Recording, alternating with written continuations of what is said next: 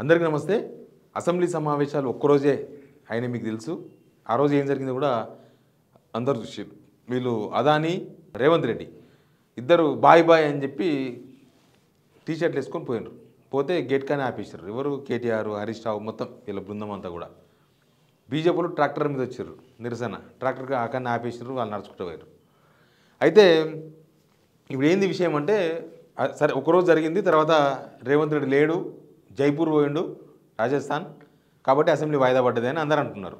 ఎందుకంటే ఆయన 2 రోజులు 3 రోజులు పోతే 3 రోజులు సెలవు ఇచ్చేసిండ్రు. ఇంకా 2 రోజులు ఎక్స్ట్రా మళ్ళీ ఏమేమి పనులు ఉన్నావో అంటే ముఖ్యమంత్రి లేకపోతే సభ జరగదు అనేది దీని ద్వారా మనకు అర్థమైంది. అయితే 16 నుంచి మళ్ళీ అసెంబ్లీ స్టార్ట్ అవుతుంది. 16కు వాయిదా పడ్డది. కానీ ఒక పెద్ద పరిణామం జరిగింది. ఇంకా నాకు తెలిసి ఈ పరిణామం చూసిన తర్వాత ఆల్రెడీ ప్రతిపక్షాలు బీజేపీ అయినా బీఆర్ఎస్ అయినా కొంత ఎజెండాతో ఉంటాయి. ప్రతిపక్షాలు చాలా ఇష్యూస్ ఉన్నాయి కదా. ప్రతిపక్షాలకు ఎన్ని అస్త్రాలు ఇచ్చిండ్రు కాంగ్రెస్ ప్రభుత్వం? మామూలు అస్త్రాలు ఇచ్చిండ్రా? బీభత్సమైన అస్త్రాలు ఇచ్చిండ్రు. లాగచర్ల ఇష్యూ వచ్చింది. అక్కడ ఇథనాల్ దిలావర్పూర్లో ఇథనాల్ ఫ్యాక్టరీ మూసేసిన 250 మంది రైతుల మీద కంప్లైంట్లు, కేసులు అయినాయి. ఇవన్నీ నడుస్తున్నాగానే ఈ లాగచర్ల రైతు గొలుసు కట్టుకొని బెడీలు వేసుకొని వచ్చిరి.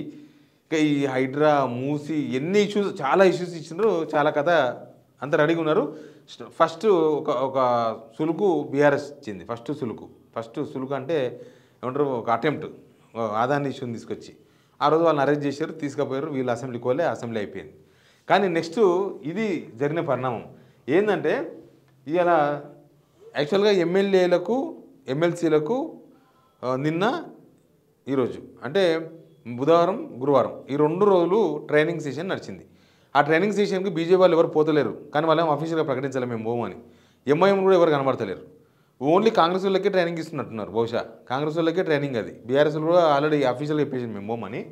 కానీ ఇక్కడ స్పీకరు ఎందుకు పోమనే దాన్ని కూడా రీజన్ చెప్పారు బీఆర్ఎస్ వాళ్ళు. అది కూడా చెప్పాలి. ఏంటంటే గడ్డం ప్రసాద్ కుమార్ స్పీకర్, ఆయన ఏకపక్షంగా వ్యవహరిస్తున్నాడు. మాకు టైం ఇస్తలేడు. మనం అంతకుముందు అసెంబ్లీలో చూసినాం కదా. రేవంత్ రెడ్డి తిట్టిన తర్వాత సబితాయింద్ రెడ్డికి, సునీతా లక్ష్మణ్కి టైం కూడా ఇవ్వాలి మాట్లాడానికి. మళ్ళీ అట్లుంటుంది వ్యవస్థ. అయితే మాకు టైం ఇస్తలేరు కాబట్టి మేము పోతలేమని వాళ్ళు చెప్పేసారు. రైట్. చెప్పేసిన తర్వాత ఇక్కడ చూడండి, ఇక్కడ ఈ ఎమ్మెల్యేలు ఎవరున్నా, ఎమ్మెల్సీ మహేష్ కుమార్ గౌడ్, ఈ పక్క గాంధీ నేటి గాంధీ, తర్వాత ఈ పక్క వేములవాడ ఎమ్మెల్యే ఆది శ్రీనివాస్ గారు, ఇంకా ఆయన అందరూ బీర్లా ఎలయ్య గారు, అన్నిట్లో మనమే ఉంటాం అన్నట్టు ఉంటారు వీళ్ళంతా. వీళ్ళు ఒక కంప్లైంట్ ఇచ్చారు వీళ్ళకు. ఎవరికి? అసెంబ్లీ స్పీకర్కు, తర్వాత మండలి చైర్మన్ గుత్తా సుఖేందర్ రెడ్డి గారికి, ఇద్దరికి కంప్లైంట్ ఇచ్చారు. ఏంటంటే మార్ఫింగ్ వీడియోలతో అసత్య ప్రచారం చేస్తున్న బీఆర్ఎస్ నాయకులపై చర్యలు తీసుకోవాలని కోరుతూ వినతి పత్రం అందజేశారు. డోర్నకల్ ఎమ్మెల్యే రామచంద్ర నాయకిన ఆయన పేరు. సరే, దాని అర్థం ఏంది? ఇది తమాషగా ఉత్తగా వినతి పత్రం ఇవ్వడం కాదు.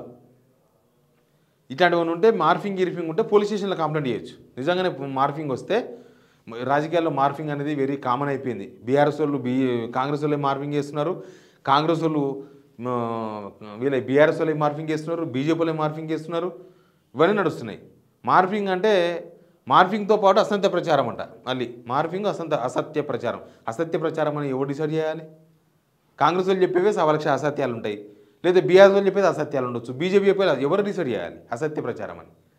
మార్ఫింగ్ అంటే ఏకంగా ఎలక్షన్స్ ముందల ఎవరిది, మన అమిత్ షా, కేంద్ర హోంమంత్రి అమిత్ షాదే మార్ఫింగ్ జరిగింది, కేసు అయింది. ఏమైంది? ఎవరు అరెస్ట్ చేయలే. అంత పెద్ద leader voice morphing, video morphing చేస్తేనే దిక్కు దివానలేదు. కానీ వీళ్ళు మాత్రం పోలీస్ స్టేషన్లో కంప్లైంట్ చేయలేదు. అదే చెప్తున్నాను నేను. పోలీస్ స్టేషన్లో కంప్లైంట్ ఇస్తే మనం ఇంతసేపు ఆలోచన చేసేవాళ్ళం కాదు. ఎందుకంటే ఎవరైనా మార్ఫింగ్ చేసినప్పుడు డీజీపీని కలిసో లేకపోతే సబైర్ క్రైమ్లోనో అక్కడో ఇక్కడో పోలీస్ కంప్లైంట్ ఇస్తారు. కానీ వీళ్ళు ఇచ్చిన కంప్లైంట్ స్పీకర్కు ప్లస్ కౌన్సిల్ చైర్మన్కు. దీని అర్థం ఏంటంటే రేపు అసెంబ్లీ జరగబోతుంది. 16 తారీఖు మళ్ళీ స్టార్ట్ అవుతుంది. 16 తారీఖు జరిగిన తర్వాత భవిష్యత్ చర్యలు తీసుకోవాలని, అంటే ఇదొక కాజ్ పెట్టుకొని ఉంటారు. గవర్నమెంట్ ఎప్పుడు ఏం చేస్తుందంటే ప్రతిపక్షాలను తొక్కనికే, ప్రతిపక్షాలకు టైం ఇవ్వకుండా ఉండనికే, ప్రతిపక్షాలు మాట్లాడే అవకాశం లేకుండా ఉండనికే అన్ని ప్రభుత్వాలు అదే పని చేస్తుంటాయి. కాకపోతే వీళ్ళు పచ్చిగా చేస్తున్నారు. వీళ్ళు చాలా పచ్చిగా మనకు అసెంబ్లీలో కనిపించింది.